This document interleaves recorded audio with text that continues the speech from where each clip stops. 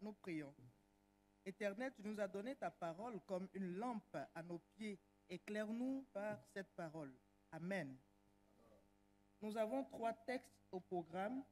Le premier est tiré de l'Ancien Testament, 1 Roi 17, du verset 8 au verset 16. Le deuxième, Hébreux 13, verset 7. Ensuite, les versets 16 et 17. Et enfin, le troisième texte qui est tiré de l'Évangile de Jésus selon Matthieu, au chapitre 10, du verset 40 au verset 42. Nous lisons le premier texte. 1 Roi 17, du verset 8 au verset 16. Alors la parole de l'Éternel lui fut adressée en ces mots. Lève-toi, va à Sarepta qui appartient à Sidon et demeure là. Voici, j'y ai ordonné à une femme veuve de te nourrir. Il se leva et alla à Sarepta. Comme il arrivait à l'entrée de la ville, voici, il y avait là une femme veuve qui ramassait du bois.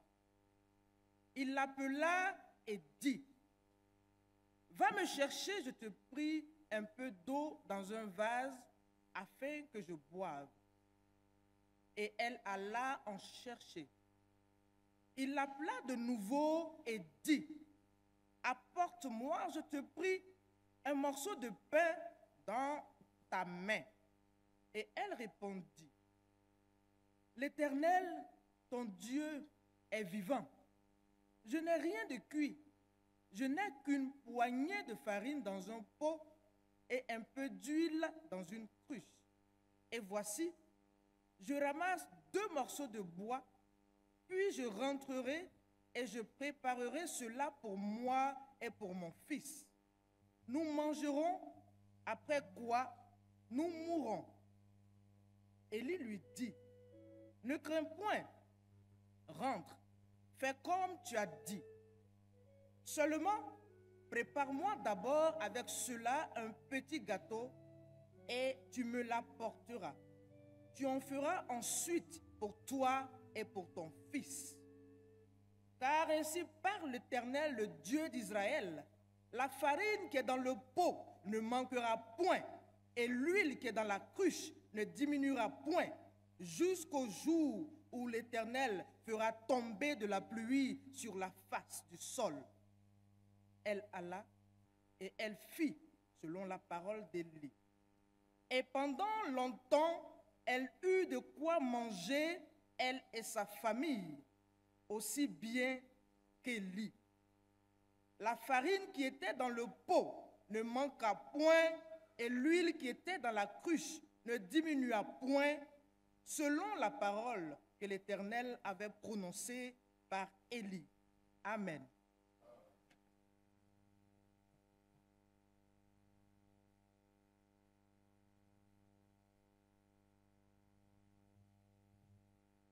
Notre deuxième texte du jour se trouve dans le livre de Hébreux, chapitre 13, verset 7 et les versets 16 et 17.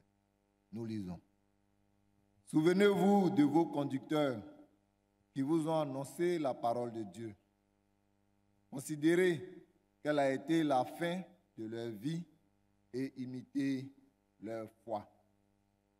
Et n'oubliez pas la bienfaisance et la libéralité, car c'est à de tels sacrifices que Dieu prend plaisir.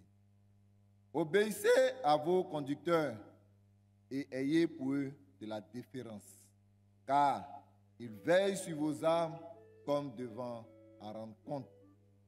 Qu'il en soit ainsi, afin qu'ils le fassent avec joie, et non en gémissant, ce qui ne vous serait d'aucun avantage. Amen.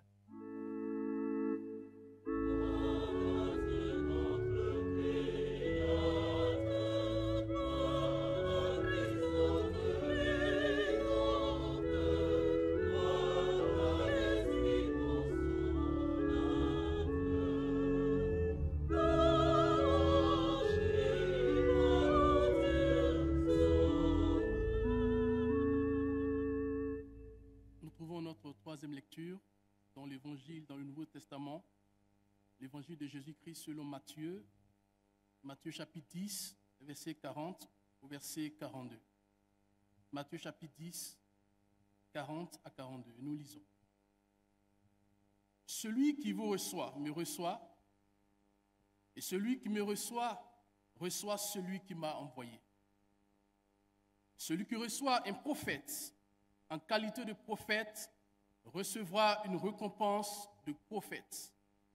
Et celui qui reçoit un juste en qualité de juste recevra une récompense de juste.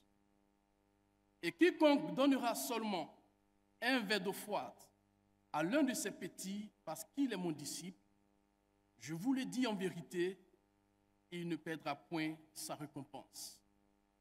L'herbe sèche, la feuille tombe, mais ta parole demeure éternellement.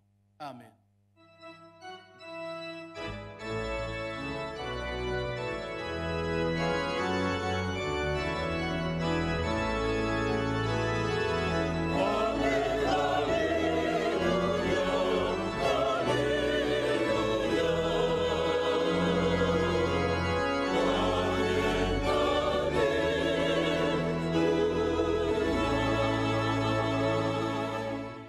Bien-aimés, nous chantons au cantique numéro 482.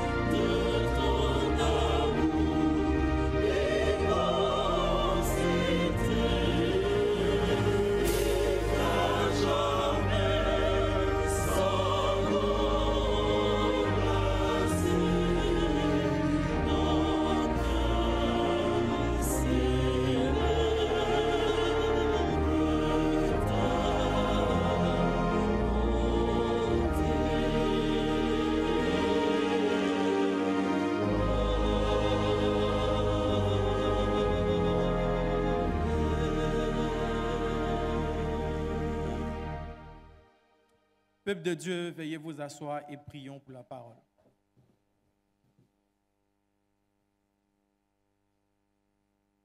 Saint-Esprit de Dieu, dans les Écritures saintes, tu es celui-là qui enseigne et tu es celui-là qui parle. Jean-Baptiste disait que je diminue et que tu croisses. Le peuple de Dieu veut t'écouter et nous également nous voulons t'écouter et que tu nous parles au travers de ta parole. Mais donne-nous la capacité de retenir cette parole et de la mettre en application au nom de Jésus. Amen.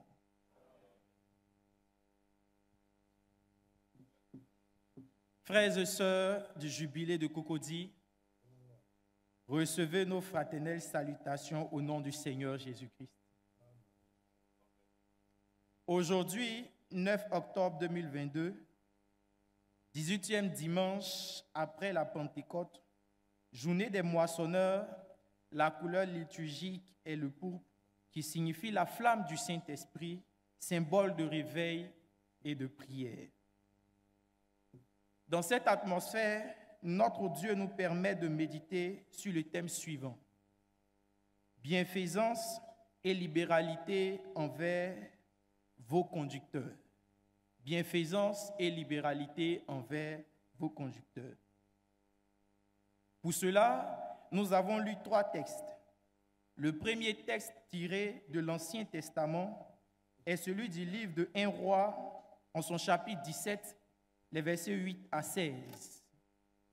Dans ce texte, la veuve de Sarepta pose une action de générosité envers le prophète Élie dans la mesure où elle le reçoit chez elle et elle lui donne à manger.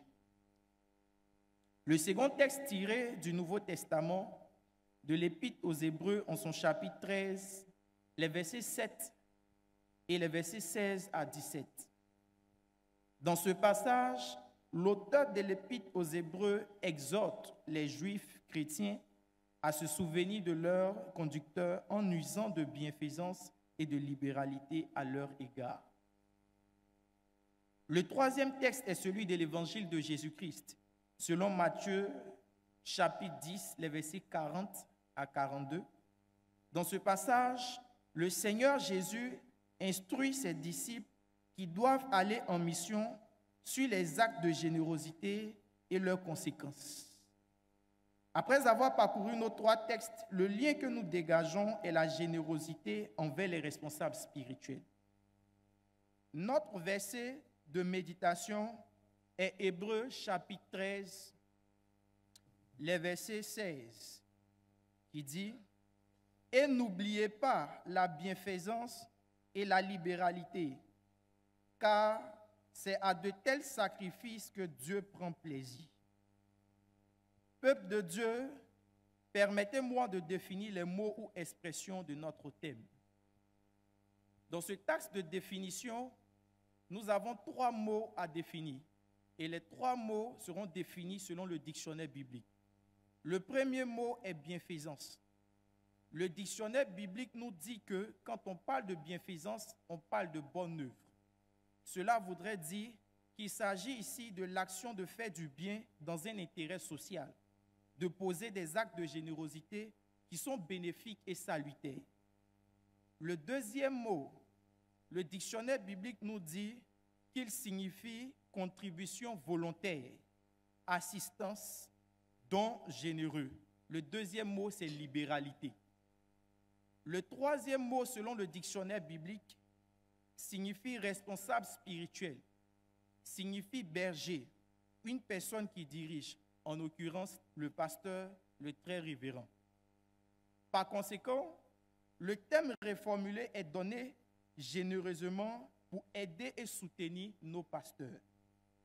Bien-aimés dans le Seigneur, nous allons décliner notre prédication de ce matin en 4 étapes essentielles.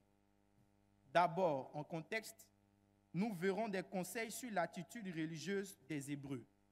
Ensuite, nous nous étendrons sur la responsabilité des fidèles à l'égard des conducteurs spirituels de leur communauté. Ce sera l'occasion pour nous d'expliquer notre thème et d'en tirer des leçons. Par ailleurs, nous verrons quelle actualisation pourrons-nous faire de notre thème aujourd'hui et enfin nous terminerons par une conclusion. En contexte, le contexte de ce passage, l'auteur de l'Épître aux Hébreux, avec insistance, avec même beaucoup d'insistance, donne des conseils sur l'attitude religieuse que les Hébreux ont. Et il accentue ses conseils sur 5 points. Il conseille premièrement les Hébreux dont le but qu'ils aient à garder l'amour fraternel comme les toutes premières personnes qui leur ont annoncé l'Évangile. Le deuxième conseil qu'il leur donne, c'est de respecter le devoir d'hospitalité, toujours pratiquer la bienveillance envers les étrangers. Le troisième conseil qu'il leur donne, c'est de garder la sympathie à l'égard de ceux qui souffrent de la persécution. Le quatrième conseil, c'est de retenir que le mariage est saint et doit être respecté de tous. Le cinquième et le dernier conseil qu'il donne est ne pas être cupide. L'auteur de l'Épître aux Hébreux ne s'est pas contenté de donner uniquement que des conseils. Il est allé un peu plus loin. Il a même exhorté les Hébreux. Il les a exhortés à respecter leurs responsabilités à l'égard des conducteurs spirituels de leur communauté. Alors, dans notre explication, nous allons tenter d'expliquer la nature de la responsabilité que les Hébreux avaient à l'égard de leurs responsables spirituels. En second lieu, nous allons aussi montrer comment ces Hébreux qui avaient une responsabilité à l'égard de leurs responsables spirituels respectaient cette responsabilité. Comment ils pratiquaient cette responsabilité? C'est ce que nous allons voir en explication. Pour mieux cerner, pour avoir une bonne compréhension, j'aimerais situer certaines choses. L'auteur de l'Épître aux Hébreux s'adresse à une communauté judéo-chrétienne. Donc on parle des Juifs qui ont décidé d'abandonner l'ancienne alliance, des Juifs qui ont décidé d'abandonner les pratiques de l'ancienne alliance et d'accepter Jésus comme leur Seigneur, leur Sauveur, et qui croient dans leur cœur que Dieu l'a réellement ressuscité. Il n'est pas dans le tombeau, il est monté, il est assis à la droite de Dieu le Père et il intercède pour nous. Tous ces Juifs qui ont accepté Jésus se sont mis ensemble, se sont assemblés et ont formé une communauté. Et sur cette communauté, un ou des pasteurs ont été établis. Du coup, les Juifs qui ont accepté Jésus ont une autorité spirituelle ou un conducteur spirituel parce qu'ils se trouvent dans une communauté. L'auteur de l'Épître aux Hébreux s'adresse maintenant aux chrétiens juifs qui font partie de cette communauté. Et il les emmène à reconnaître et à accepter qu'ils ont une responsabilité à l'égard du ou des pasteurs qui ont été établis sur la communauté dans laquelle ils se trouvent. La deuxième des choses, il ne va pas seulement leur montrer, il ne va pas seulement leur dire, il va aussi leur montrer comment il faut pratiquer cette responsabilité. Parce qu'une chose est de connaître, mais une autre chose est de pouvoir l'appliquer. Donc il va expliquer aux judéo-chrétiens que pour pratiquer cette responsabilité, il faut exercer la bienfaisance et la libéralité envers ces pasteurs-là. Autrement dit, ce qu'il attendait des Juifs au travers de cette phrase, c'était que ces Juifs puissent poser des actes de générosité qui sont bénéfiques et salutaires pour leurs pasteurs. Des Juifs qui volontairement allaient contribuer à certaines charges pour le pasteur. Des Juifs qui allaient se lever et faire des dons généreux. L'Église méthodiste, pour soutenir ce passage, nous a donné l'histoire de la veuve de Sarepta dans l'Ancien Testament. La veuve de Sarepta a reçu chez elle un conducteur qu'on appelle le prophète Élie, qui est aussi l'image d'un conducteur spirituel.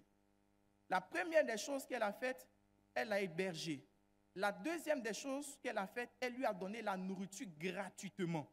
Et ce qui attire notre attention, c'est qu'elle lui a donné la seule nourriture qu'elle devait manger, elle et son enfant.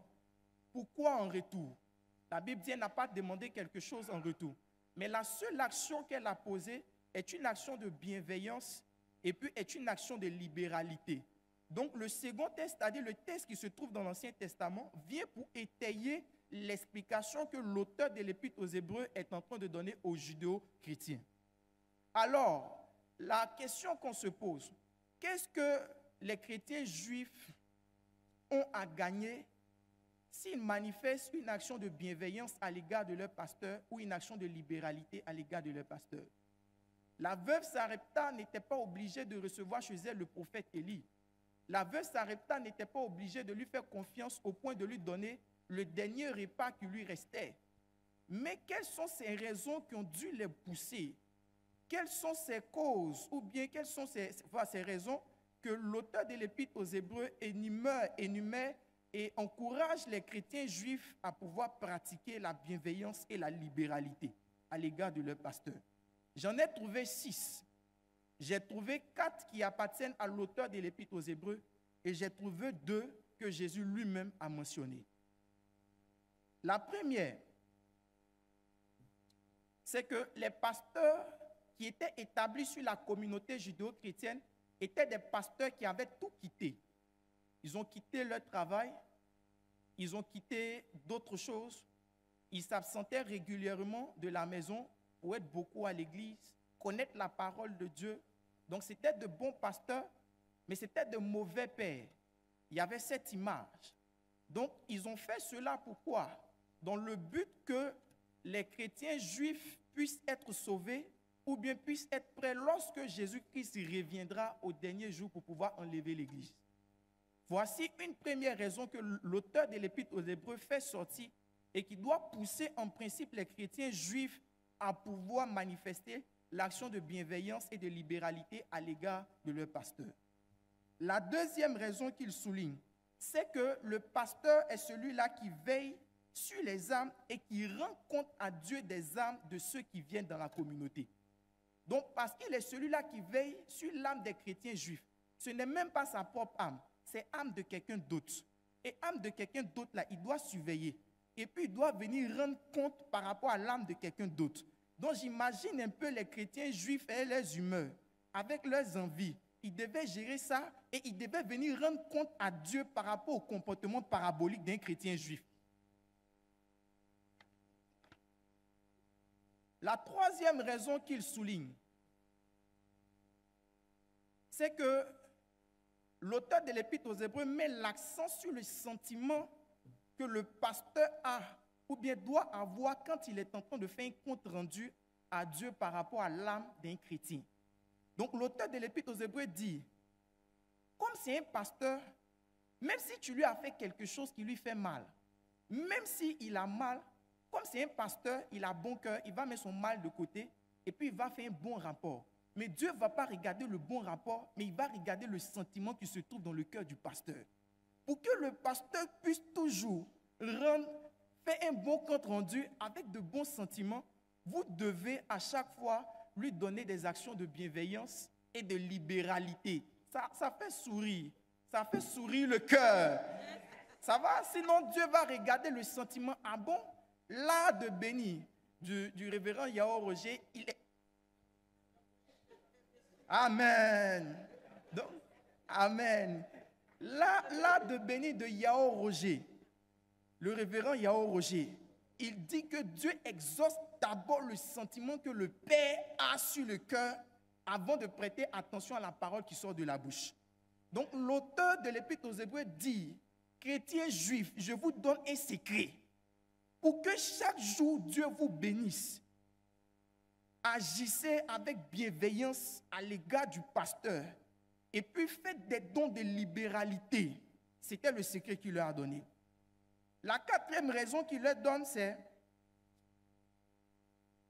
quand ils font ça, c'est un sacrifice que Dieu a en plaisir. L'apôtre Paul reprend ça dans le livre de Philippiens pour dire que c'est une bonne odeur, c'est agréable aux yeux de Dieu. Autrement dit, en faisant de la bienveillance au pasteur, en lui donnant de la libéralité, c'est une forme d'adoration indirecte que tu fais à Dieu. Et Dieu aime ça.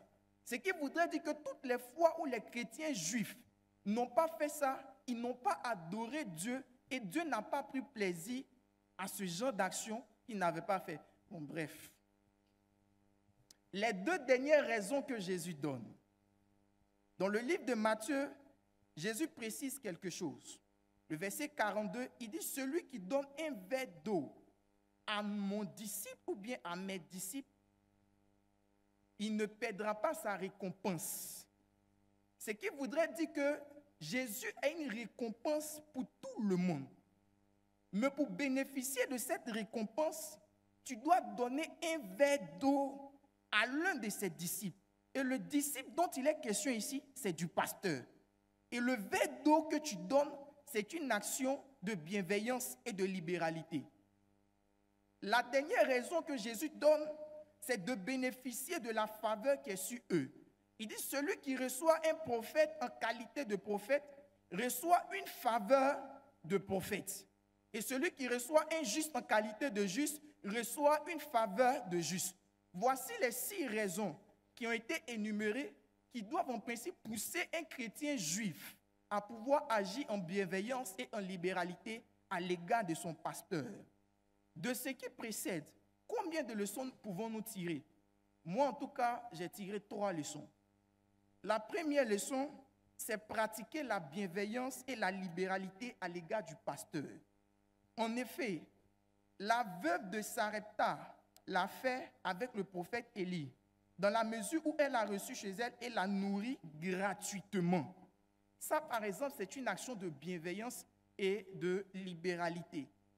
La deuxième leçon, c'est que La volonté de Dieu est de pratiquer la bienveillance et la libéralité à l'égard du pasteur.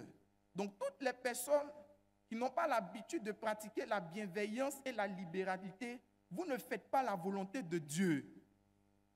En effet, le Seigneur Jésus-Christ a instruit ses disciples à ce sujet avant de les envoyer en mission. C'est aussi Dieu qui a envoyé le prophète Élie vers la veuve de Sarepta. Une manière de dire que c'est instauré par Dieu lui-même. Troisième leçon, c'est avantageux de pratiquer la bienveillance et la libéralité envers le pasteur. La veuve de Sarepta a bénéficié d'un avantage lorsqu'elle a reçu chez elle le prophète Élie. L'avantage, c'est que sa maison n'a pas manqué d'huile et de farine jusqu'à ce qu'il y ait la prochaine pluie. Ça, c'est un avantage, parce que le prophète Élie n'était pas dans la maison de la voisine, et donc la voisine n'a pas bénéficié de cela. Cependant, qu'en est-il en réalité de cette responsabilité à l'égard du pasteur? Tout ce que j'ai fait là, ce ne sont que des écrits, ce ne sont que des études. Comment on va appliquer ça à notre réalité, à nous, communauté Jubilé de Cocody? Et je veux vous parler sincèrement. De la même façon que l'auteur de l'Épître aux Hébreux s'adressait à une communauté, moi aussi je veux m'adresser à toi. Je ne veux pas m'adresser à quelqu'un qui n'est pas de cette communauté.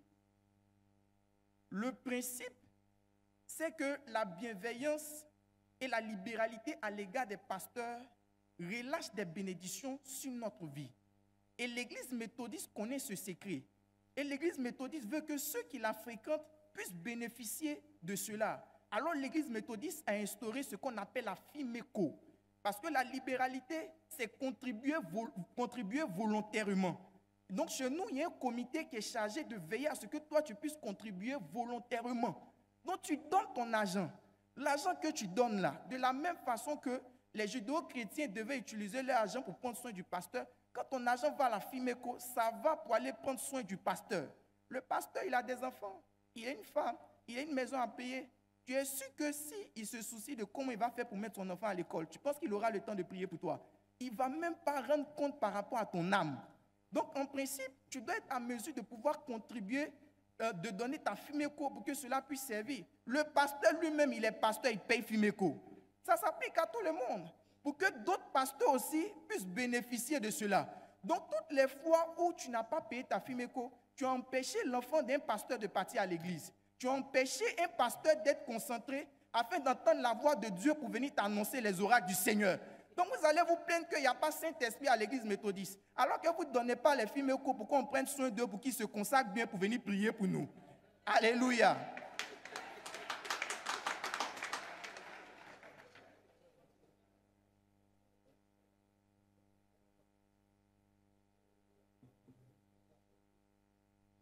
Alléluia. Je peux avancer?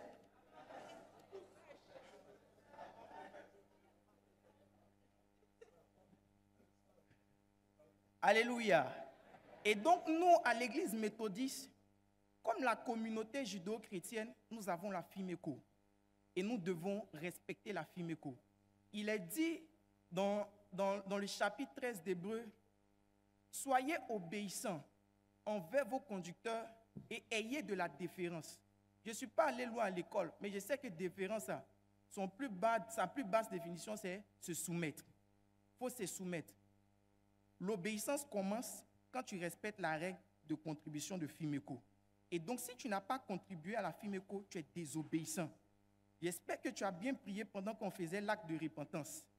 Sinon, Dieu va te poser des questions par rapport à cela. Ça peut aller. Maintenant, j'aimerais m'adresser à vous, mes frères et mes sœurs. Est-ce que je peux vous parler franchement? Est-ce que je peux vous parler franchement? Je veux d'abord commencer par ceux qui aiment venir au jubilé et puis quand ils viennent, ils suivent le culte, ils finissent, ils se lèvent, ils vont à la maison. Ils n'appartiennent à aucune classe méthodiste. Ils n'appartiennent à aucun comité. Ce sont des inconnus dans l'église. Quand lui, il est venu pour prier Dieu, il finit de prier son Dieu, il sort. Les chrétiens juifs à qui l'auteur s'adressait, c'était des membres actifs de la communauté. Donc je m'adresse aux membres actifs. Ça fait combien d'années tu es là, tu es membre simple?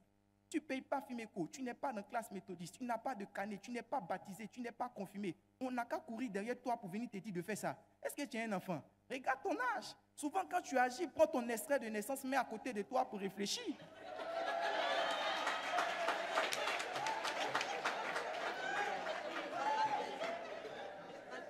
Alléluia. Alléluia.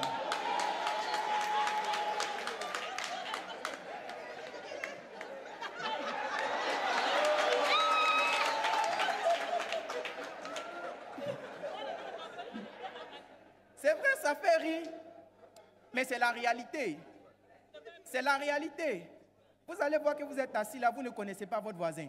Il ne veut pas te saluer, il ne veut pas que tu le connaisses. Parce qu'il sait que si tu le connais, tu vas l'emmener à la classe méthodiste. Et il va payer Fimeco. Il ne veut pas faire. Je vais vous dire quelque chose. Vaut mieux, on va louer des robots. Les robots vont jouer le rôle des pasteurs. Et nous tous, on va s'asseoir dans l'assemblée pour écouter les robots prêcher. Ou bien on va faire des enregistrements, on va venir plaquer ici, on met vidéo, et puis on est assis là, nous tous on regarde. Mais tant que ce sont des hommes qui le font, quand même on doit aussi penser à eux. C'est aussi être ingrat et méchant de ne pas penser à la Fimeco quand tu sais que ça va pour soutenir les pasteurs.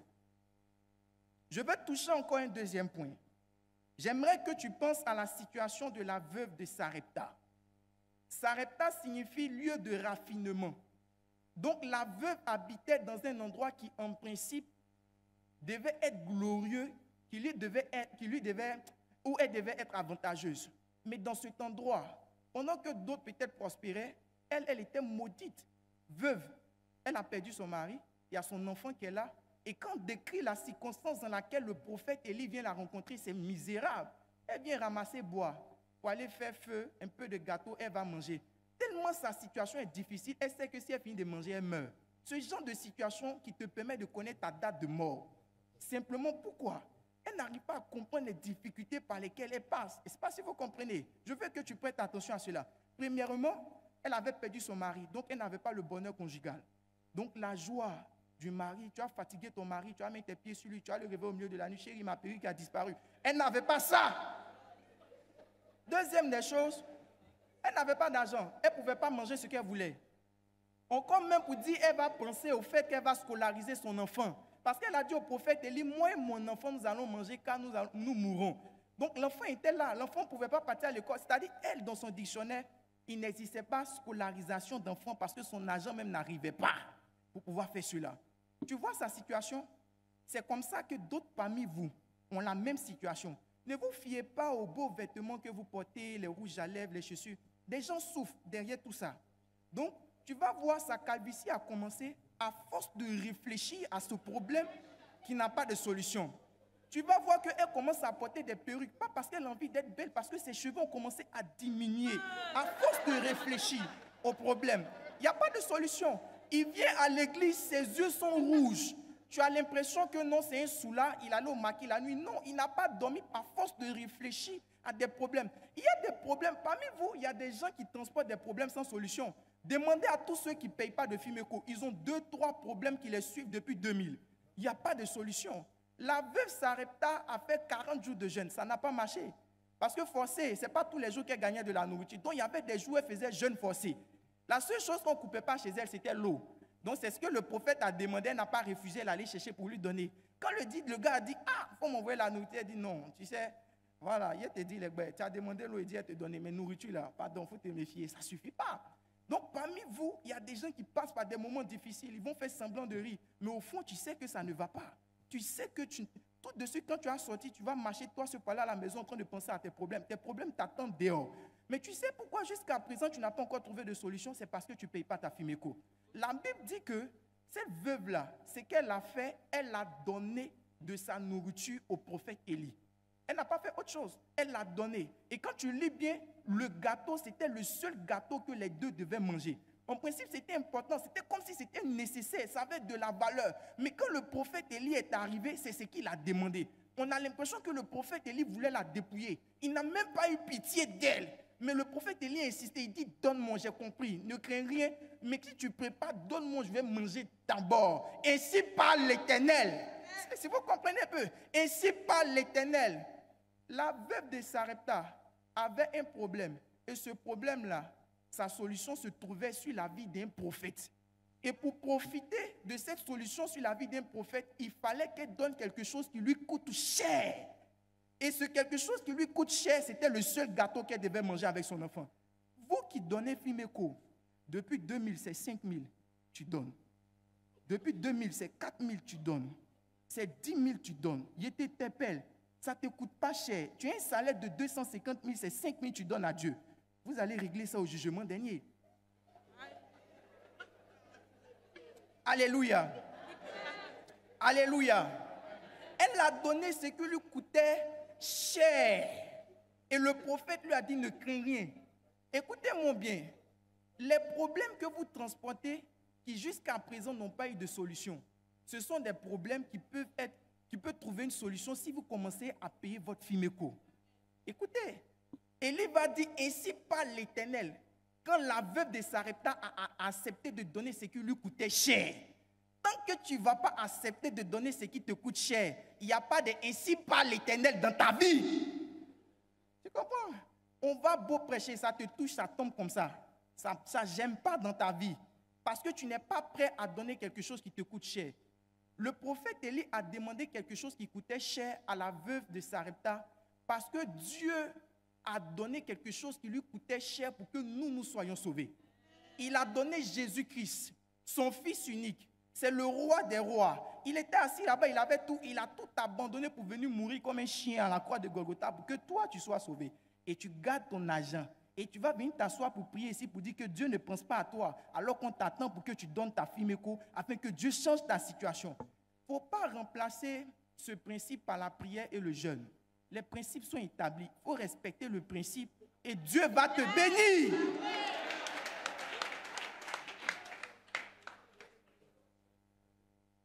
La veuve Sarepta a donné son engagement. Elle a pris l'engagement. Elle dit d'accord, je prépare et je te le donne. Il y a des gens ici qui ont payé carnet de Fimeco. Ils ont commencé, ils n'ont jamais fini de payer Fimeco. Si la veuve Sarepta voulait faire ça là, est-ce qu'elle allait bénéficier de ce genre de faveur? C'est être malhonnête. Des macos sont encore dans l'église du jubilé de Cocody. Oui, tu payes carnet de Fimeco. Et je ne prêche pas pour que tu applaudisses. Je prêche pour que tu viennes payer ta Fimeco. C'est ça. Voilà, arrête de taper tes mains. L'énergie va finir. Prends un peu de force et viens payer ta Fimeco. Ça va. Donc pour tous ceux qui ont des arriérés, ce n'est pas nous qui allons aller vous encaisser. Mais c'est le Saint-Esprit qui va aller vous encaisser. Demandez à Ananias et Saphira. Ils n'ont pas payé leur part de cotisation. La mort est tombée sur eux. Il y a des gens qui passent par des moments de mort. L'échec les poursuit. On les poursuit en songe. Simplement parce qu'ils doivent Fimeco.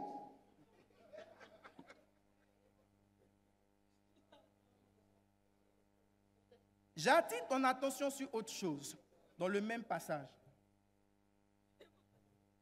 J'attire ton attention sur autre chose dans le même passage.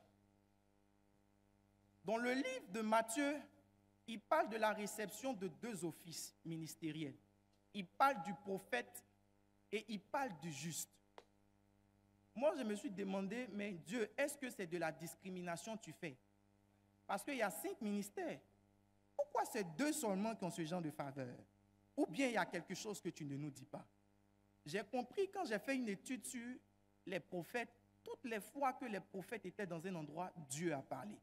Et quand tu considères quelqu'un en qualité de prophète, tu pousses Dieu à parler. Donc, dans le livre de 2 Chroniques 20, verset 19, ou bien 19, verset 20, il dit, celui qui veut l'affermissement, qui se confie en l'Éternel. Mais celui qui veut du succès, qui se confie en les prophètes. Dieu lui-même, il dit, ceux qui veulent du succès se confient en les prophètes. Tous ceux qui ont tapé poteau au BTS, c'est parce que vous n'avez pas reçu les pasteurs comme des prophètes, raison pour laquelle vous avez tapé poteau au BTS. Deuxième chose, tous ceux qui passent les concours, vous tapez poteau, vous retapez poteau, vous bissez et vous êtes encore là, cheveux blancs vous trouvent dedans. Et vous faites René Caillé encore pour aller repasser. Tant que vous n'allez pas recevoir le pasteur en qualité de prophète, ça ne va pas s'ouvrir. Dieu dit, c'est chez le prophète, il faut aller voir le prophète. On dit, va ici, toi tu dis non, moi je m'en vais là-bas. Ok, il faut partir. L'autre chose, c'est que quand tu reçois le pasteur chez toi en qualité de prophète, tu es en train de donner l'occasion à Dieu de mettre sa bouche dans ton palabre. Tu es en train de donner l'occasion à Dieu de mettre sa bouche dans ton problème. Si Dieu met sa bouche dans ton problème, est-ce que Satan a la capacité de parler encore? Donc ton problème là, jusqu'à présent, il n'a pas trouvé de solution parce que tu ne veux pas recevoir le pasteur en qualité de prophète. L'autre chose, il parle de l'office de juste. Parce que beaucoup de familles sont victimes de ce qu'on appelle l'injustice. Oui, vous connaissez vos injustices. On ne va pas venir citer ça à l'hôtel. Donc quand tu reçois le pasteur en qualité de juste, Dieu fait souffler un vent de justice dans ta famille. Là où on t'avait volé quelque chose, on te restaure. Là où on t'avait fait telle chose, tu es restitué. Et c'est comme ça que ça se passe. Il dit, ah bon Seigneur, il n'y a pas de souci. Il dit, comment ça commence? Il dit, ça commence en payant la FIMECO. Alléluia. Alléluia. La veuve Sarepta a reçu le prophète chez elle. Elle a hébergé le prophète chez elle. La faveur qui était sur le prophète a fait que dans sa maison, il n'y a pas manqué l'huile et la farine. Elle l'a mangé jusqu'à... Moi, même si j'étais là-bas, il allait peut-être prendre le pot pour faire commerce. Si elle était Djoula, elle allait peut-être prendre le pot pour faire commerce. Mais elle n'a pas manqué de quelque chose. Elle ne s'est plus plainte de quelque chose. Simplement parce qu'elle a reçu le prophète chez elle. J'aimerais vous dire quelque chose, vous les fidèles du Jubilé. Excusez-moi si je suis un peu direct, mais je suis formé comme ça. Donc, j'aimerais vous dire quelque chose. Je pense que vous n'êtes pas un peu humble.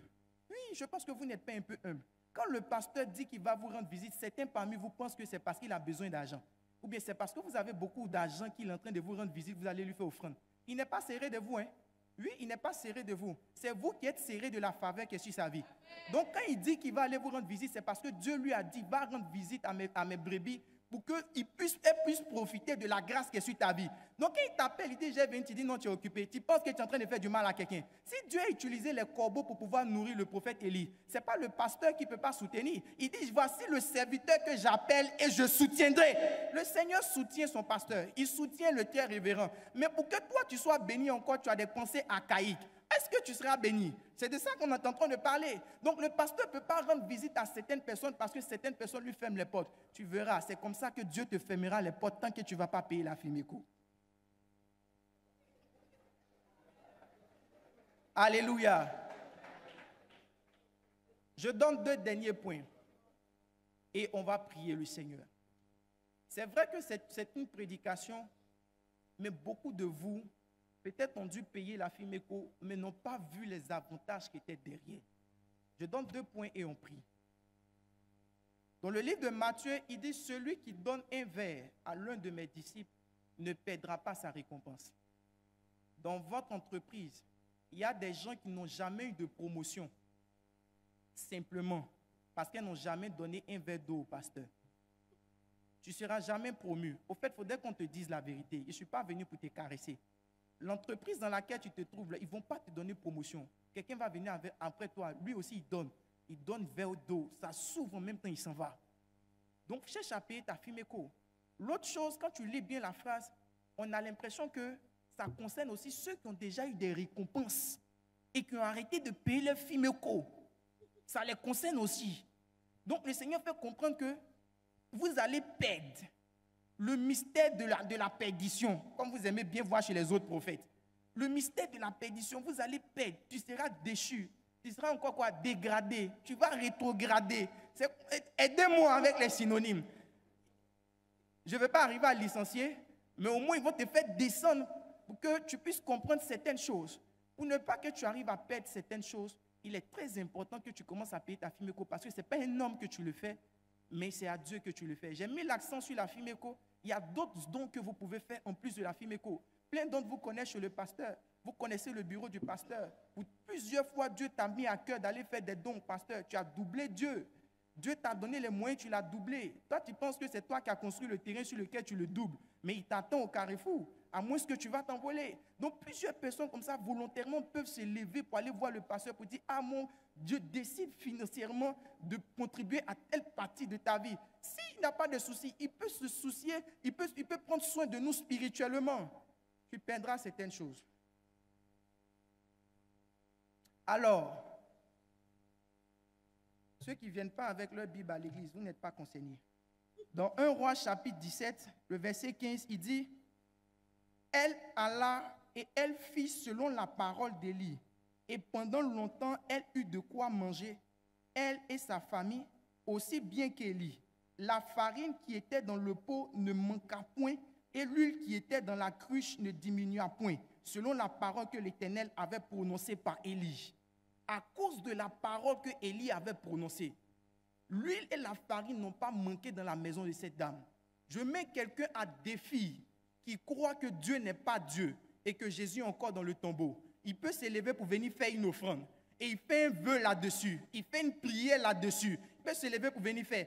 La Bible dit, sur la base de cette parole, rien n'a manqué dans sa maison. Si tu doutes que Dieu n'existe pas, ou bien ce qu'on est en train de dire, ce n'est vraiment pas vrai, lève-toi, viens faire une offrande.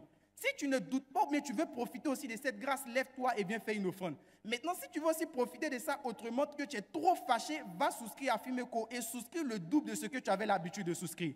Alléluia. Je vais maintenant conclure.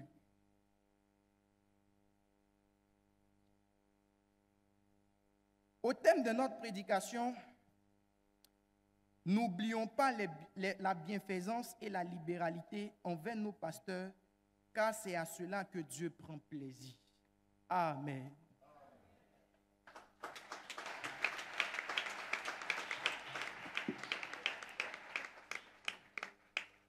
Bien-aimés dans le Seigneur, nous allons prier.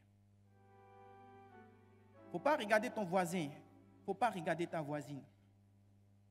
Tu passes par des difficultés à n'en point fini, au point où tu as l'impression que venir à l'église, c'est perdre ton temps. Si la veuve de Sarepta a pu bénéficier de l'accomplissement de la parole de Dieu, c'est que nous aussi, on peut bénéficier de l'accomplissement de cette parole. Elle, c'était l'huile et la farine qui manquaient dans sa maison. Toi, c'est quoi qui manque dans ta maison? Elle n'a pas pris crédit pour scolariser son enfant. Tu allais prendre crédit à BNI pour aller scolariser ton enfant parce que tu n'as pas cru en Dieu. Sur cette base, 1 Roi chapitre 17 à partir du verset 15, sur la base de cette parole, on va prier. Sincèrement, on va prier le Seigneur. Je vais compter jusqu'à 3 et tu vas élever la voix, tu vas prier. Si tu penses que tu ne te sens pas à l'aise en étant assis, tu te lèves. Si tu sens que tu dois te coucher, tu te couches. Mais peu importe, tu dois te lever et tu dois prier. 1, 2 et 3. Prie le Seigneur. Vas-y, prie le Seigneur. Je ne t'entends pas prier. Vas-y, prie le Seigneur. Parle au Seigneur Jésus-Christ et Nazareth. La Bible dit sa parole ne retourne pas à lui sans avoir fait effet. Il a parlé au travers de son prophète. Il a parlé au travers du prophète Élie. La parole qui est sortie n'est pas retournée à lui sans avoir fait effet. Ça a produit l'effet de l'huile et de la farine qui n'ont point manqué dans la maison de la veuve de Sarepta.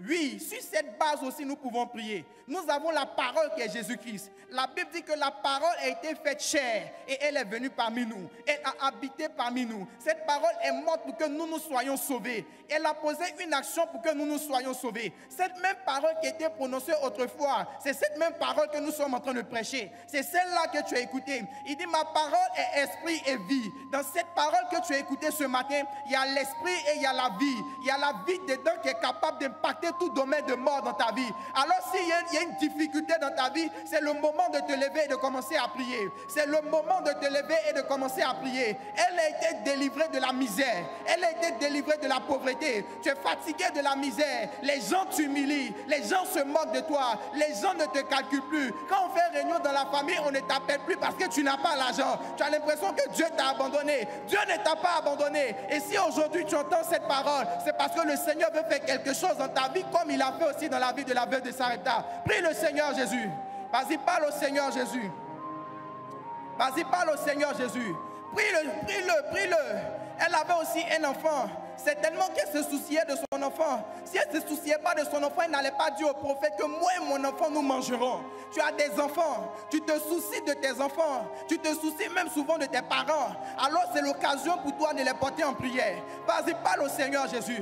S'il est vrai que Dieu a vraiment établi notre pasteur, tu verras qu'il y a un changement dans ta vie. Tu verras qu'il y a un changement dans ta vie. Tu verras qu'il y a un changement dans ta vie. Parle au Seigneur Jésus-Christ et Nazareth. Vas-y, parle au Seigneur Jésus-Christ et Nazareth. Ne te tais pas. Prie le Seigneur Jésus. Prie le Seigneur Jésus.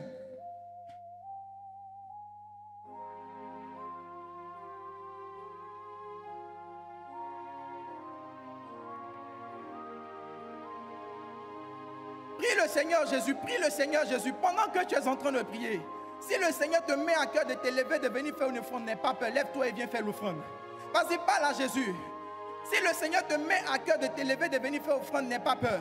Même si tu sens que tu n'as pas ça sur toi, que tu veux prendre un engagement, après tu peux approcher les responsables pour prendre l'engagement. Mais prie le Seigneur. Le plus important, c'est d'obéir. La Bible dit, soyez obéissants. Ayez de la déférence.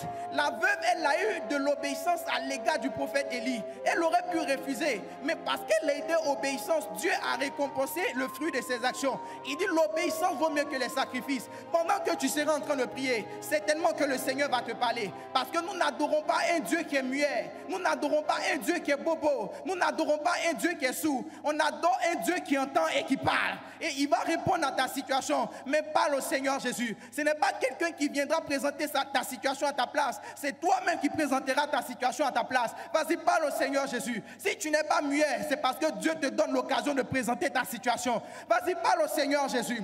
Vas-y, parle-lui. Parle au Seigneur Jésus. Parle au Seigneur Jésus. Parle au Seigneur Jésus. Le deuxième sujet pour lequel j'aimerais qu'on prie pour notre pasteur. J'aimerais qu'on prie pour nos autorités, le très révérend, le bishop. Peut-être vous ne vous informez pas. Aujourd'hui, il y a des serviteurs de Dieu qui ont quitté la volonté de Dieu parce que c'est devenu difficile pour eux de pouvoir vivre financièrement. Il y a certains pasteurs qui ont commencé à servir Dieu à cause de l'argent. Ça fait vraiment mal. Et l'apôtre Paul dit, nous, notre rôle, c'est de faire en tout temps toutes sortes de prières pour nos autorités. Peut-être que tu n'as pas les moyens de venir s'aimer, mais au moins Dieu ne t'a pas privé de ta bouche et de ta langue. Tu peux ouvrir ta bouche et prier pour ton autorité. Je pense que si tu aimes le pasteur qui est le responsable de cette communauté, tu ouvriras ta bouche pour prier pour lui. Est-ce que tu as déjà vu ses enfants se plaindre? Est-ce que tu as déjà vu ses enfants venir à l'église ici? C'est rare, même certains parmi vous ne connaissent pas la femme du pasteur. Avec humilité, elle s'assoit. Dieu prend soin de lui. La Bible dit, il frappera le berger et les brebis se disperseront. Le diable guette nos leaders spirituels. Il lève-toi dans la prière et commence à prier pour nos responsables spirituels. Vas-y, prie pour eux, prie pour leurs enfants, prie pour leurs familles, prie pour leurs enfants, prie pour leurs familles, prie pour leurs enfants, prie pour leurs familles. Parce que pendant que toi, souvent 22h te trouves à la maison, nous, notre pasteur, souvent minuit, 1h le trouve au travail. Qui va rester auprès de sa femme? Qui va rester auprès de ses enfants? Vas-y, parle au Seigneur Jésus-Christ. C'est Jésus-Christ seul qui peut lui venir en aide. C'est Jésus-Christ seul qui peut lui venir en aide. C'est Jésus-Christ seul qui peut lui venir en aide. Au travers de lui, tu peux te soucier de tous les pasteurs. Vas-y, prie le Seigneur, ne t'étais pas. Vas-y, prie le Seigneur, ne t'étais pas. Parle à Dieu, parle à Dieu. Vas-y, parle à Dieu, parle à Dieu, parle à Dieu. Vas-y, parle à Dieu, prie le Seigneur Jésus. Vas-y, prie le Seigneur Jésus, prie le Seigneur Jésus. Vas-y, prie le Seigneur Jésus, prie le Seigneur Jésus, prie pour le pasteur, prie pour le très révérend, prie pour le pasteur, prie pour le très révérend. C'est vraiment pas facile. Le diable, avec toutes les stratégies, veut vraiment frapper le pasteur. Il veut frapper les pasteurs, il veut s'aimer la division, il veut provoquer ceci. Mais Dieu doit protéger notre pasteur. On a encore besoin de lui, c'est notre autorité. On a encore besoin du très révérend, c'est notre autorité. On a encore besoin du bishop, c'est notre autorité. On a besoin des autres pasteurs car ce sont nos autorités. Allez-y, priez pour eux. On prie pour eux tous. Ne t'étais pas, prie pour eux. Ne t'étais pas, prie pour eux. Ne t'étais pas, prie pour eux. Si le Seigneur met le fardeau dans ton cœur, prie pour eux. Vas-y, parle au Seigneur Jésus. Vas-y, parle au Seigneur Jésus. Parle au Seigneur Jésus. Parle au Seigneur Jésus. Ne t'étais pas, parle au Seigneur Jésus. Ne t'étais pas, parle au Seigneur Jésus. Vas-y, prie le Seigneur. Prie le Seigneur. Prie le Seigneur. Prie le Seigneur. Prie le Seigneur. Prie le Seigneur, prie le Seigneur. Vas-y, prie le Seigneur, prie le Seigneur. Vas-y, prie le Seigneur, prie le Seigneur. Ne t'étais pas, prie le Seigneur, prie le Seigneur. Ne t'étais pas, prie le Seigneur. Vas-y, parle à Jésus, parle à Jésus. Ne t'étais pas, prie le Seigneur. Ne t'étais pas, prie le Seigneur. Prie pour tes autorités, prie pour tes autorités, prie pour tes autorités, prie pour tes autorités, prie pour tes autorités. Merci Seigneur Jésus. Merci Seigneur Jésus. Alléluia. Le troisième sujet par lequel nous allons finir. La Bible dit que Dieu se révèle au prophète Élie. Et il lui dit, va à Sarepta, car j'ai ordonné à une veuve de prendre soin de toi. Quand Élie arrive, dans son échange avec la veuve de Sarepta, on a l'impression que Dieu n'a pas informé la veuve de Sarepta qu'elle devait prendre soin du prophète Élie. Pourquoi parmi tant de personnes, Dieu est allé choisir une femme qui vivait dans des conditions misérables afin de pouvoir héberger le prophète Élie, afin de pouvoir donner de la nourriture au prophète Élie? Je vais te dire une chose. Tu ne sais pas dans quelle direction la personne qui doit venir changer ta vie va venir. Tu ne sais pas où Dieu va faire sortir cette personne pour pouvoir venir t'aider. Et pendant que le pasteur est là, on est en train de prier pour lui. C'est l'occasion de pouvoir porter tes entreprises en prière. C'est l'occasion de pouvoir revoir les engagements que tu avais pris vis-à-vis de l'église que tu n'avais pas respecté. Il dit, vaut mieux ne pas faire un vœu que de ne pas le respecter. Vaut mieux ne pas faire un vœu. Si tu fais un vœu, il faut le respecter. Plein parmi vous ont fait des vœux qui ne respectent pas. Il y a des canets qui n'ont pas de terminaison. Mais tout ce qu'on te demande ce matin, c'est de demander pardon à Dieu et de dire que tu veux partir sur de nouvelles bases. Vas-y, prie le Seigneur. Et pour ceux qui attendent par exemple que le miracle vienne de quelque part, si tu as besoin d'assez de clients pour ton commerce, la Bible dit que les gens quittaient de partout pour aller trouver Jean-Baptiste dans le désert. Dans le désert était peuplé à cause d'un oint de Dieu. Je pense que ton entreprise aura embouteillage de clients parce que tu as décidé de payer ta Fimeco, tu as décidé de soutenir le pasteur en prière. Vas-y, élève la voix. Élève la voix. C'est sur la base de la parole de Dieu que nous sommes en train de prier. Notre Dieu n'est pas un homme pour mentir, ni le fils d'un homme pour se repentir. Ce qu'il a dit, il le fera. C'est ce qui est écrit dans la parole de Dieu. Vas-y, parle au Seigneur Jésus. C'est le dernier sujet. Vas-y, parle au Seigneur Jésus. Vas-y, parle au Seigneur Jésus. Parle au Seigneur Jésus. Parle au Seigneur Jésus. Tu cherches à te marier.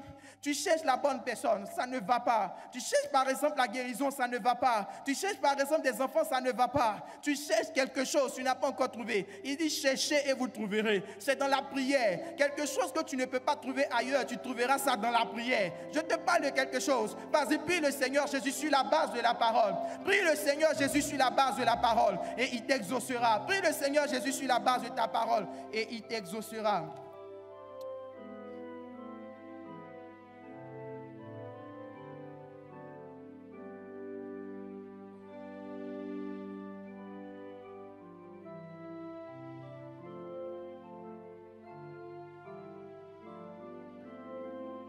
Alléluia.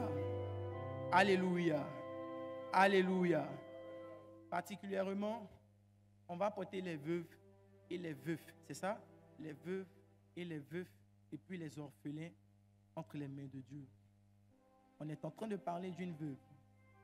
C'est tellement qu'il y a une veuve qui n'arrive pas à joindre les deux bouts. C'est aussi prier pour son frère. L'auteur de l'Épître aux Hébreux, en emmenant les chrétiens juifs à penser au pasteur, voulait les emmener à respecter le deuxième commandement qui se trouvait dans le sommet de la loi. C'est vrai que tu aimeras le Seigneur ton Dieu de tout ton cœur, de toute ton âme, mais tu aimeras ton frère comme toi-même. Tu aimeras ton prochain comme toi-même. L'amour que tu peux manifester maintenant, c'est la prière. Et si tu aimes vraiment les veuves et les veufs, et puis les orphelins, tu as 1 minute pour prier pour eux. Vas-y, prie le Seigneur Jésus. Vas-y, prie le Seigneur Jésus. Vas-y, prie le Seigneur Jésus. Aujourd'hui, ce sont eux. C'est un chemin par lequel tout le monde passe. La Bible dit l'arroseur sera arrosé. Aujourd'hui, tu as tes 2 parents, tu as tes enfants, mais quelqu'un a tout perdu. Il faut le porter en prière. Dieu peut te faire grâce. La poubelle de quelqu'un est le restaurant d'une autre personne. Dieu peut te faire grâce. Porte-le en prière. Porte cette personne en prière. Porte cette personne en prière. Porte cette personne en prière. Porte cette personne en prière.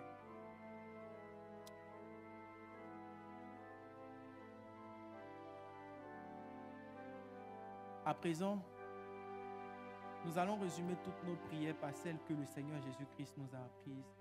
Notre Père qui es aux cieux, que ton nom soit sanctifié.